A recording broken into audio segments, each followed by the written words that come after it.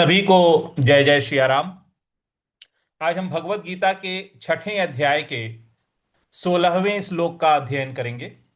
तो आइए शुरू करते हैं।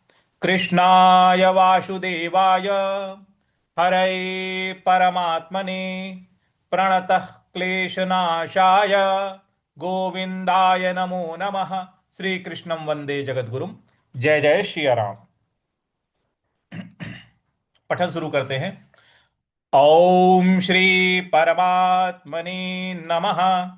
श्रीमद् भगवद गीता अथ षष्ठोऽध्यायः। श्री भगवानुवाच। श्लोक। नात्य नात्य, यहाँ पे जो आधा त है उस पर हमें आघात देना है। नात्य। अब यहाँ पे जो बड़ा श आ रहा है वहां पे भी हमको आघात देना है, बल लगाना है। नात्यश्नत।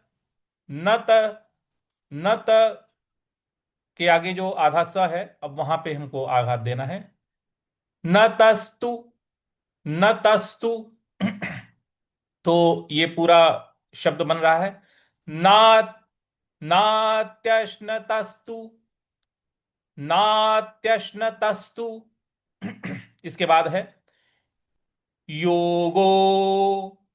योगो। गो को, जो योगो का गो है उसके आगे यस लगा हुआ है, तो इसको दीर्घ खींचना है।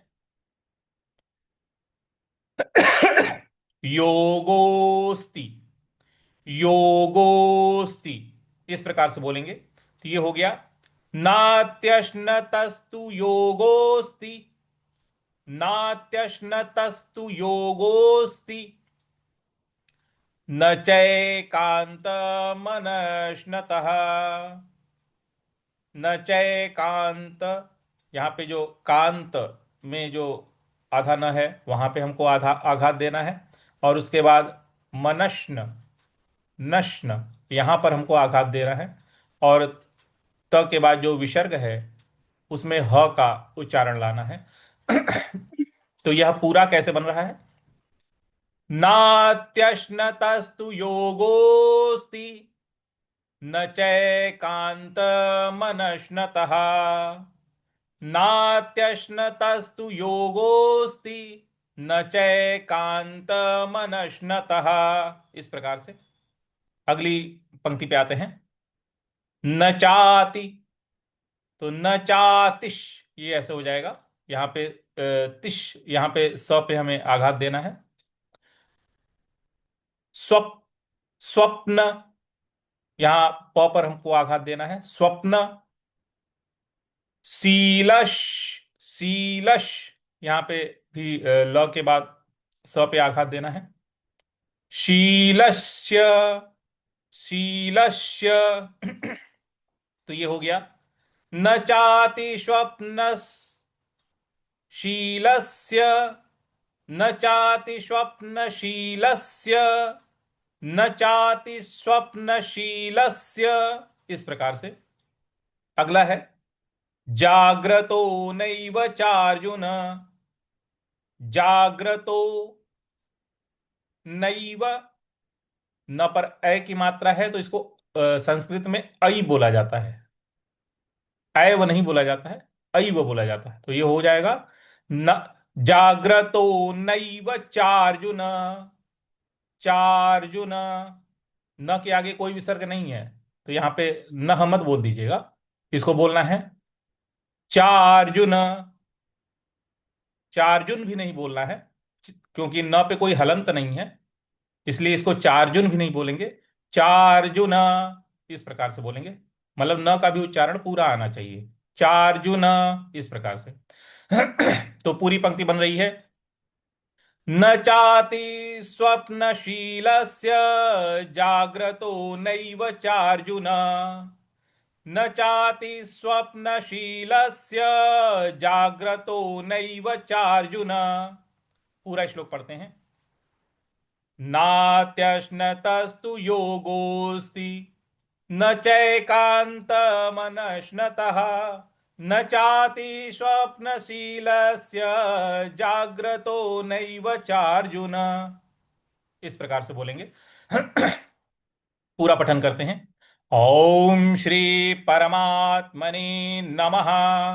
श्रीमद् भगवद गीता अथ षष्ठोऽध्यायः।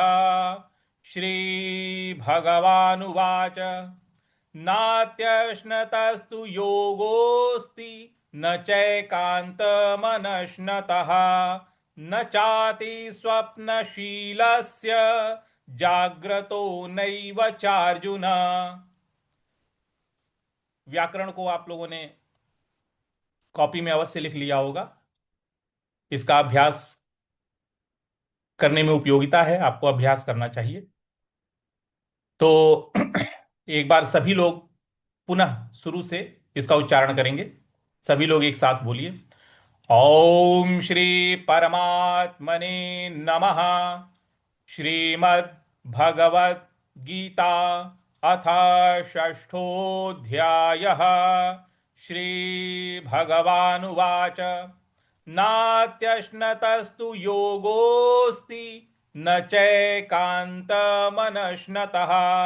न चाति स्वप्नशीलस्य जाग्रतो नैव चार्जुन। इस प्रकार से शब्दार्थ की तरफ आते हैं। श्री भगवान बोले, न का अर्थ है न या ना ही समझेंगे इसको। अति का अर्थ है अधिक। अश्नतः यानी खाने वाले का। योगो योग। तू का अर्थ है तो। अस्ति का अर्थ है सिद्ध होता है। च का अर्थ है और। एकांत यानी बिल्कुल एकांत, अकेला, जो कुछ खाता पीता ना हो। अश्नतः न खाने वाले का। स्वप्नशीलस्य सोने वाले का। जागृतः लगातार जागने वाले का। एव का अर्थ है ही। अर्जुन का अर्थ है हे अर्जुन। तो पूरा अर्थ क्या बन रहा है? हे अर्जुन, यह योग न तो बहुत खाने वाले का और न बिल्कुल न खाने वाले का, न बहुत शयन करने वाले का और न सदा जागने वाले का ही सिद्ध होता है। देखिए, भगवान ने यहां पे हमें संतुलन बनाए रखने की बात कही है। क्योंकि बहुत ज्यादा खाना, बहुत ज्यादा सोना, या बिल्कुल ना खाना बिल्कुल ना सोना, ये दोनों ही असंतुलित अवस्था है। तो यहां भगवान हमें संतुलन में रहने और संयमित जीवन जीने की शिक्षा दे रहे हैं। क्योंकि बहुत खाना या बिल्कुल भी ना खाना, बहुत सोना या बिल्कुल भी ना सोना, इन सभी अवस्था में शरीर और मन दोनों ही असंतुलित हो जाता है। और कहा भी गया है अति सर्वत्र वर्जयेत। अति किस कहीं भी हो वो असंतुलित ही करती है। इसीलिए हर जगह मना किया गया है, वर्जयेत। अतः संतुलित जीवनचर्या और संयम ही हमें योग और आध्यात्मिक उन्नति प्रदान करते हैं। जैसे यदि कोई भी यंत्र, जैसे साइकिल है, स्कूटर है, मोटरसाइकिल है इत्यादि, अगर इसको असंतुलित अवस्था में चलाइए, थोड़ा सा टेढ़ा करके चलाइए, तो क्या होगा? कहीं ना कहीं जाके जरूर गिरेंगे। इसलिए संतुलन आवश्यक है। अतः भगवान की इस शिक्षा को हमें अपने जीवन में अपनाना होगा, और तभी हम भगवान की ओर अग्रसर हो सकेंगे, भगवान को प्राप्त कर सकेंगे, परम तत्व को प्राप्त कर सकेंगे। तो इस श्लोक से आपको